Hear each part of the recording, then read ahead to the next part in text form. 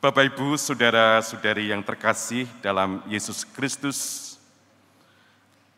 peristiwa kematian seringkali menimbulkan kedukaan, apalagi yang meninggal adalah orang yang dikasihi. Hal ini kita melihat di dalam Injil yang kita dengar. Bagaimana Marta dan Maria merasa sedih karena ditinggalkan Lazarus saudaranya. Begitu juga saudara-saudara yang terkasih, Yesus juga merasa sedih, terharu ketika melihat sahabatnya Lazarus sudah meninggal. Timbul pertanyaan, mengapa Yesus tidak datang lebih cepat? Mengapa Yesus membiarkan Lazarus mati? Saudara-saudari yang terkasih, pertanyaan inilah yang diungkap melalui bacaan Injil yang kita dengarkan. Bahwa di balik peristiwa duka ini ada misteri kehidupan yang mau dinyatakan. Dan hal itulah yang akan menunjukkan siapa sejatinya Yesus itu. Yesus mau menyatakan siapa dirinya. Maka saudara-saudari yang terkasih, kita mendengar bagaimana jawaban Yesus ketika Marta bertanya kepadanya. Yesus menjawab, saudaramu akan bangkit. Akulah kebangkitan dan hidup. Barang siapa percaya kepadaku, ia akan hidup walaupun sudah mati. Dan setiap orang yang hidup serta percaya kepadaku tidak akan mati selama-lamanya. Saudara-saudari yang terkasih, ketegasan pernyataan Yesus ini menunjukkan siapa Mesias yang sejati. Mesias yang sejati adalah berkuasa atas kehidupan, baik hidup di dunia ini maupun juga hidup di akhir zaman. Dan kita percaya dan kita yakin di situ Yesus menyatakan bahwa dialah kebangkitan dan kehidupan. Maka saudara-saudari yang terkasih, Yesus membuktikan apa yang ia sabdakan.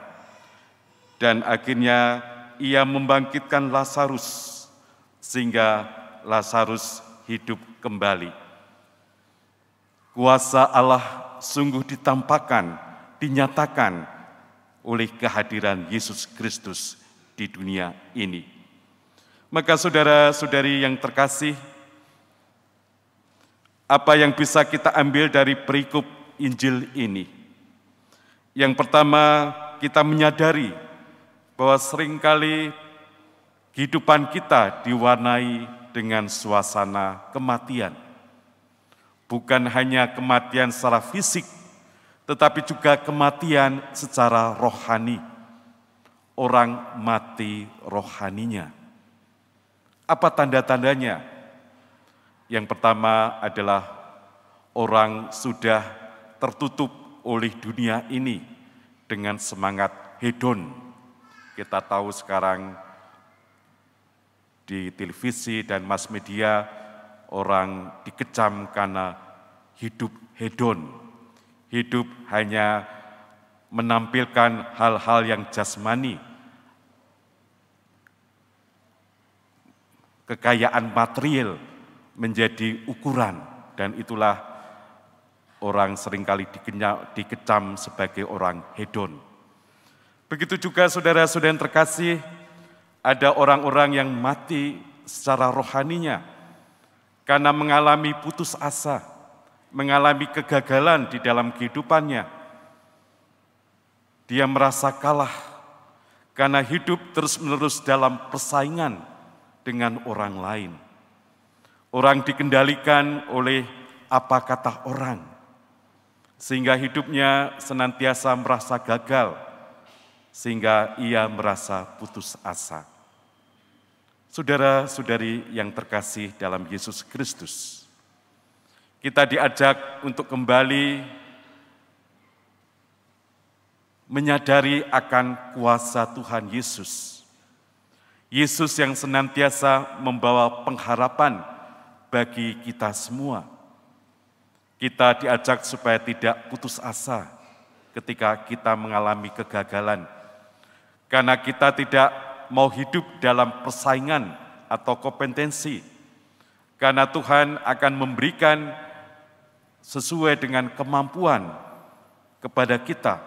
Dan kita diajak untuk terus berusaha sehingga kemampuan kita sungguh dapat maksimal kita berikan kepada orang lain. Maka saudara-saudari yang terkasih, menghadapi kematian secara rohani, kita diajak untuk bangkit kembali. Kita diajak untuk mau mendengarkan suara Yesus. Suara Yesus yang memampukan orang untuk bangkit lagi. Lazarus tadi yang sudah dihidupkan, ia mendengar suara Yesus untuk keluar dari kuburan. Keluarlah, maka Lazarus juga akhirnya keluar. Begitu juga saudara-saudara terkasih, kalau kita mau mendengarkan suara Yesus di dalam kehidupan kita mampu bangkit lagi. Kita tidak akan dibiarkan terpuruk di dalam kegagalan.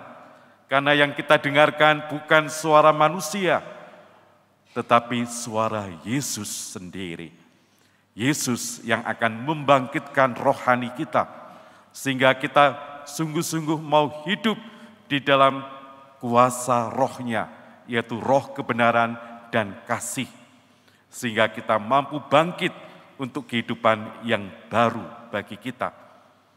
Maka saudara-saudari yang terkasih, bacaan ini mengajak kita untuk percaya, untuk mau datang kembali kepada Tuhan Yesus. Dialah kebangkitan, dialah sumber kehidupan bagi kita, baik hidup di dunia ini maupun hidup di akhir zaman.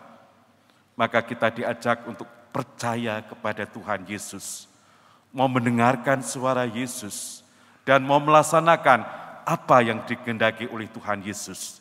Dan supaya kita tidak mendengarkan suara dunia dan meninggalkan cara hidup manusia yang lama.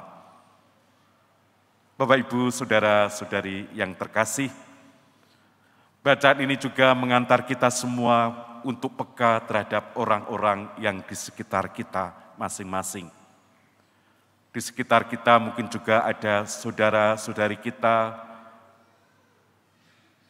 satu lingkungan, satu wilayah, atau satu paroki, atau juga paroki yang lain yang sedang merasa terpuruk, merasa gagal. Seringkali mereka juga mengisolasi diri sehingga tidak mau terlibat di dalam kegiatan lingkungan, wilayah maupun paroki. Marilah saudara-saudara yang terkasih, kita diajak seperti Yesus untuk mau menjumpai mereka, mengajak mereka untuk kembali bangkit dan kembali kepada kehidupan yang normal. Kita ajak, kita bawa mereka, kalau mereka sungguh-sungguh merindukan Yesus dan ingin menerima kasih-Nya, kita bawa mereka untuk menerima sakramen tobat. Karena dengan sakramen tobat, kita berjumpa dengan Allah yang Maha Rahim, Allah yang mengampuni kita. Walaupun dosa kita merah seperti kirmisi, akan dijadikan putih seperti salju. Dengan sakramen tobat yang kita terima, membuat kita bangkit, membuat kita bersih dari dosa-dosa, dan kita menerima kasih kerahiman Allah yang menyembuhkan dan memulihkan kita. Syaratnya adalah bahwa kita harus bertobat sungguh-sungguh. Tobat kita bukan hanya sekedar kata-kata belaga, tetapi sungguh-sungguh didasari bahwa Allah adalah Allah yang Maha Kasih, Allah yang lebih besar dari dosa-dosa kita, dan Dia membangkitkan kita supaya kita memegang tangannya dan kembali bangkit untuk kehidupan yang lebih baik lagi. Maka saudara-saudari yang terkasih, kita diajak untuk menyebarkan kasih Tuhan, mengajak saudara-saudara kita yang terpuruk, terpinggirkan, agar mereka kembali ke hadapan Tuhan Yesus, sumber kehidupan kita semua.